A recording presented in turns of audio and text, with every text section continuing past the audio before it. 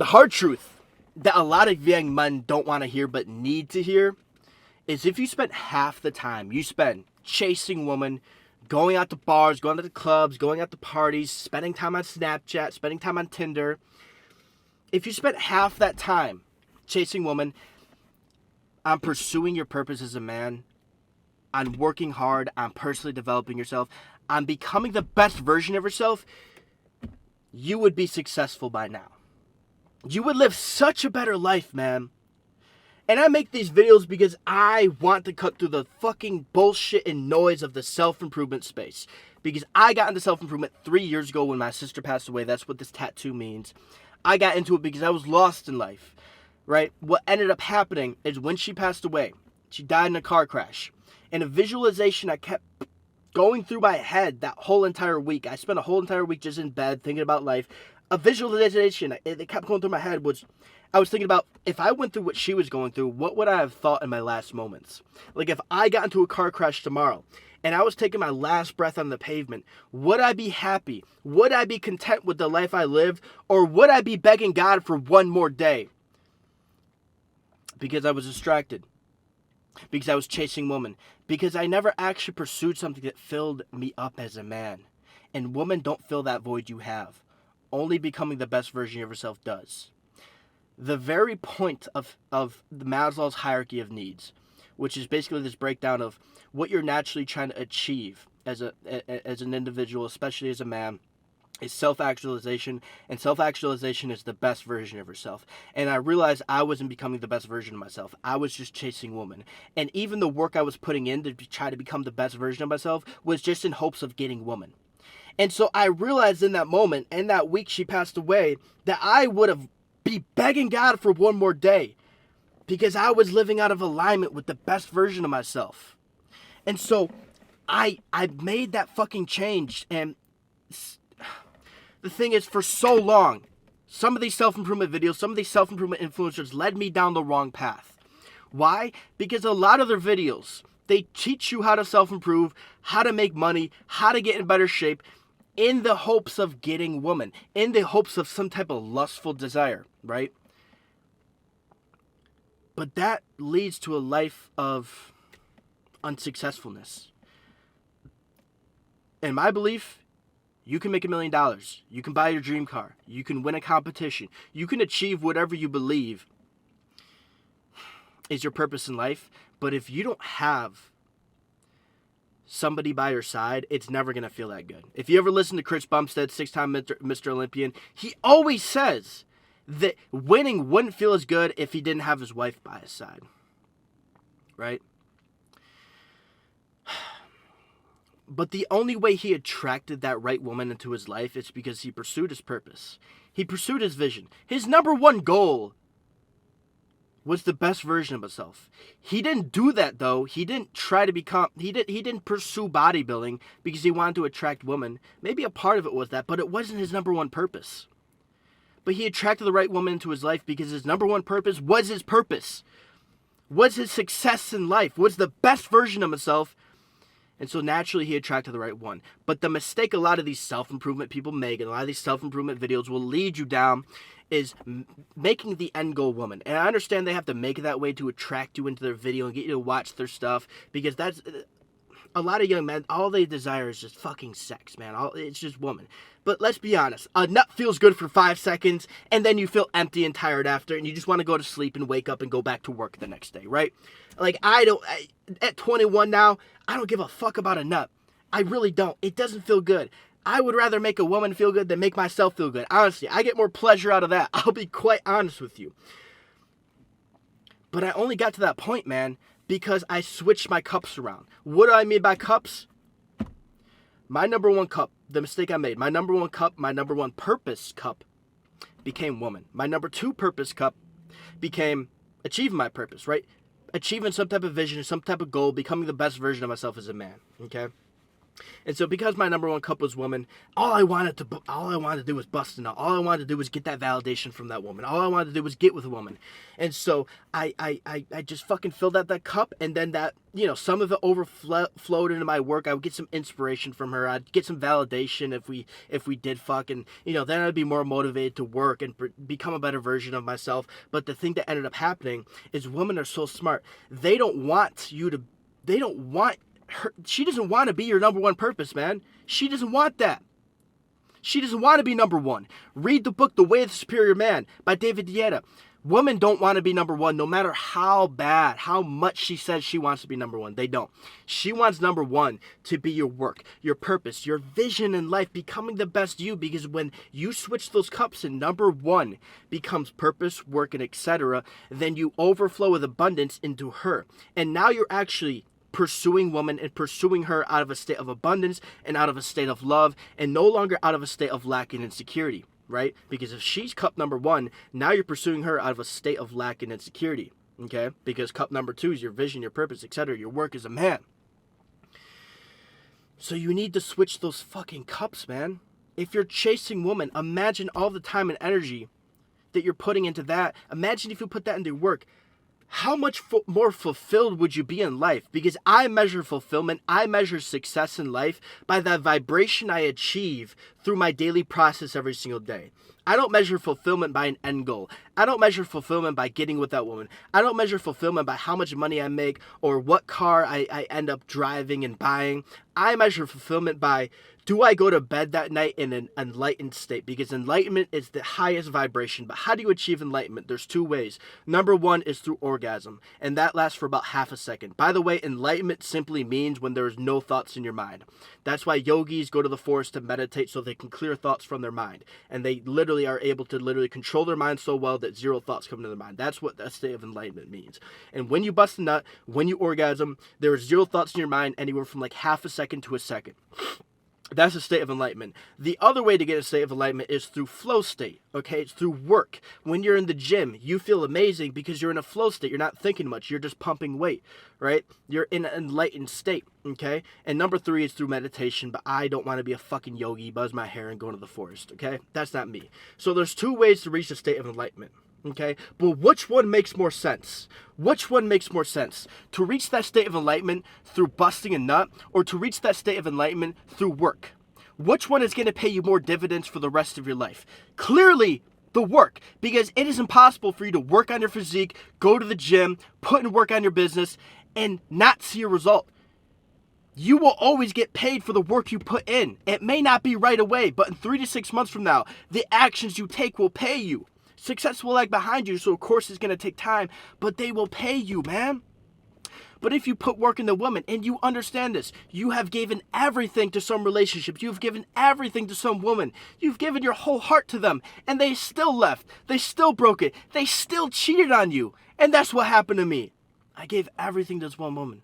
She cheated on me. And this was a year and a half ago when I reached a breaking point. I was working this job for $15 an hour flipping burgers.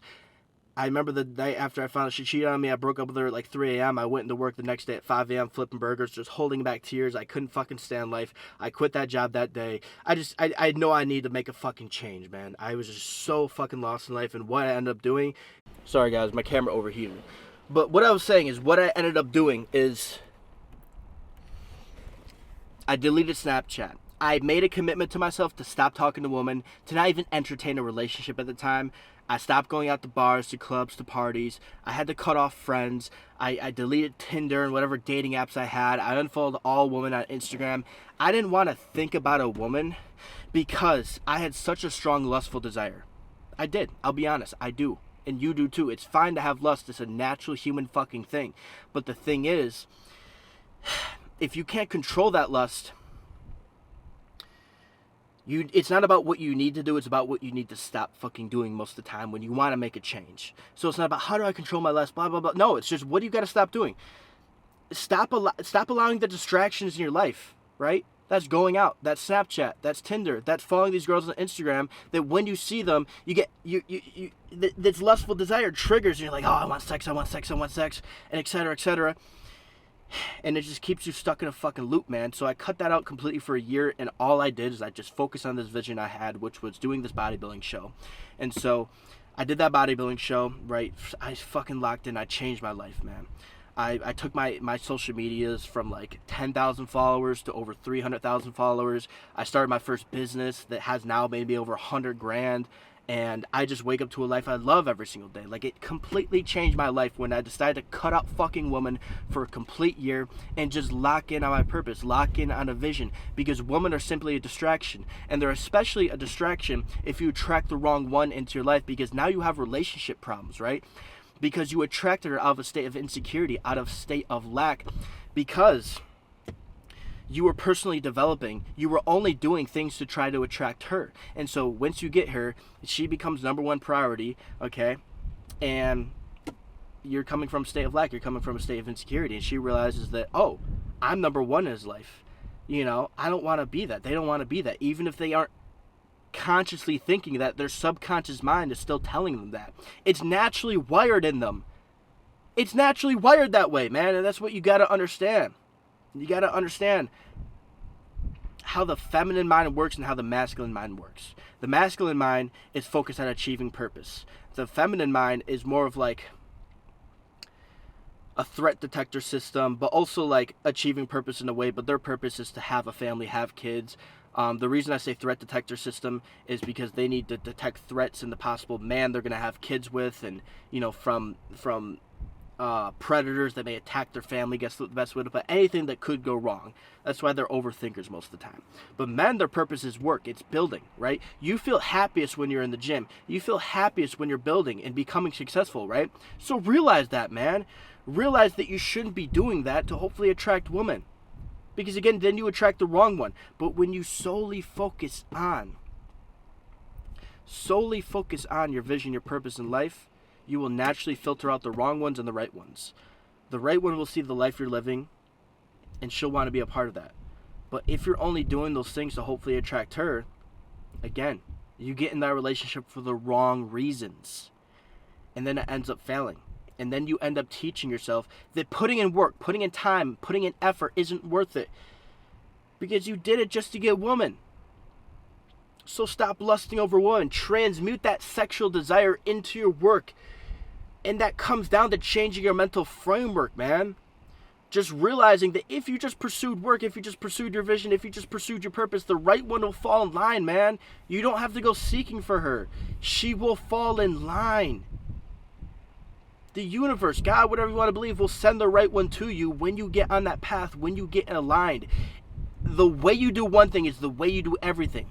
And so, if every single day you are becoming the best you simply to become the best you, you are going to attract the best woman into your life that is best for you. But again, the way you do one thing is the way you do everything. So, if you're only becoming the best you to try to attract her, then you're only doing things out of a state of lack and insecurity. And so you're only going to attract that woman out of a state of lack and insecurity, man. Realize that. Change that in your mental framework. Number 2, read the book Way of the Superior Man. David Yetta, great book. It teaches you that women don't want to be number one. They don't. They want a strong masculine man. And what does strong mean? It means the ability to go without. The ability to go without. And what does masculine mean? Being unmoved. That's the mistake a lot of you make. Is they get into a relationship and they feel like they can't go without her. Oh, she's my everything. If she left, I would have nothing left. You would have nothing left because you have nothing else besides her. And then also, because she's your number one purpose, she's able to throw you around and move you. But masculinity is to be unmoved, right? The guy who is so focused on his vision, on his purpose in life, dude, he is unmovable by her. Because that's all he cares about. And let me say this. A lot of people think, oh, so you're not going to care about your woman, so you're not going to give her love and energy? No, of course I am. But I'm going to fill up cup number 1, which is purpose, which is vision, which is my goals first. And that cup is going to become overflowing, that it flows into her. But it flows into her in a waterfall of abundance, not of a waterfall of lack and insecurity. It flows into her the right way. It comes from love. Because the only way to love yourself as a man is to become a man you admire. The work instills the worth, man. So when you put in work on yourself, you instill worth. You bring yourself love. You actually create real love for yourself. And only once you create real love for yourself can you truly love another woman. That's only when you can truly love her. The way I realized that is because the relationships that broke me the most were the ones I got in when I started to like actually do something with myself. When I started to actually love myself. When I was becoming a man I admired, right? And I was kind of half-assing it, but I still gained some type of love for myself. And those hurt me the worst because I actually had real love for myself, so I was actually able to give her real love. And then when it didn't work out, man, it did heart fucking break me. It really did. Because I was actually able to give her real love. But if I look at the relationships I got into when I wasn't doing anything to improve myself, I don't even remember them. I don't even care about them. Like, it was just like we talked for a period of time. And even though we did all these relationship things, I just don't care. Really. So realize that. The only way to truly love a woman is to love yourself. You must become overflowing with abundance to truly love her and actually create a good relationship. But that only comes from stop chasing them and just pursue your vision, man. Just pursue your purpose. So this is your sign, dude. Cut them out if you are stuck in that cycle of despair. If you are stuck in that repetitive loop, just cut them out, dude. More seeking, more repetitions is not going to make you any more successful. Sometimes it's quality over quantity, man. The thing I used to always tell myself is, next one will be the right one. Next one will be the right one. Next one will be the right one. Never not being the right one. Why? Because I wasn't the right one, man.